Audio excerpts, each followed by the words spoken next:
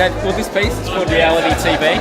It's constructed from fiberglass. It was originally carved out of wood, then I've made a silicon mould, and from the silicon mould I take fiberglass versions. This whole front is fiberglass made to look like wood. Obviously I've incorporated a lot of plastics, also use a lot of resins. These dials were carved out of wood and made in the same way. They're cast out of polyurethane resin. I like to be hands-on with every part of the process. I think that's a really important part. So yeah, that's how this came to exist. Okay, and what about the robot work there? Tell me about that, because I was too young for the Star Wars when it was a movie out. Stop laughing now.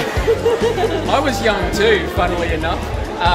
But with that piece, which we've called Cruci-Fiction, it was a bit of a play on words, because you can put science fiction in the word crucifixion. We really wanted a humanoid type shape, which is why we went with that particular robot from Star Wars.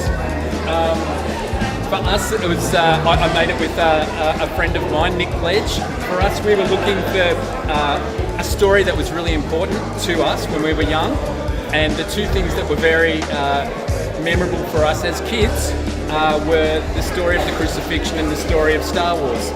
One of the stories scared the hell out of us.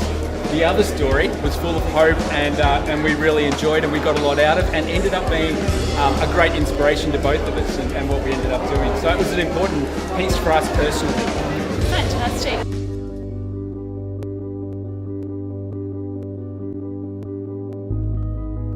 This is not a Christmas show, and this is not a Christmas artist. I'm here at the opening night with Megan Keating, and she's done an amazing installation on rubber. Megan, what's it all about? The rubber is something industrial. It smells pretty toxic. It's something that's really tactile, and it kind of transposes. It becomes another material when you put it on the wall. It's really velvet-like. So I wanted something that was an everyday object that could actually be transformed. The imagery is based on conflict. Our conflict with friends, lovers, partners, but also the natural world. So the animals in the installation are about how we actually treat the natural world. Okay. So the really sexual, some of them are a little aggressive. Was that something that you think people relate to, or where were you going with that? I'm not sure that there is actually aggression. It's it's implied.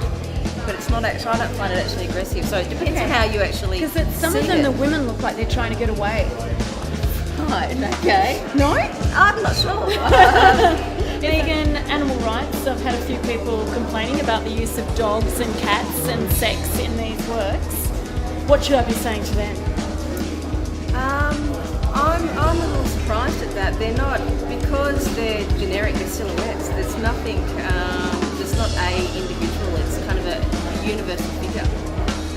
And as I said, it's more about our relationship with nature as a whole and our, in how we actually interact with the natural world and the environment. So if some people actually offended by that, we'll just look around with what's actually happening. So I find that interesting that there's been some complaints when the work is really, really non-specific. Well, we don't mind a little bit of offence here, and we certainly love works that make you think about them. So thank you very much. Pleasure.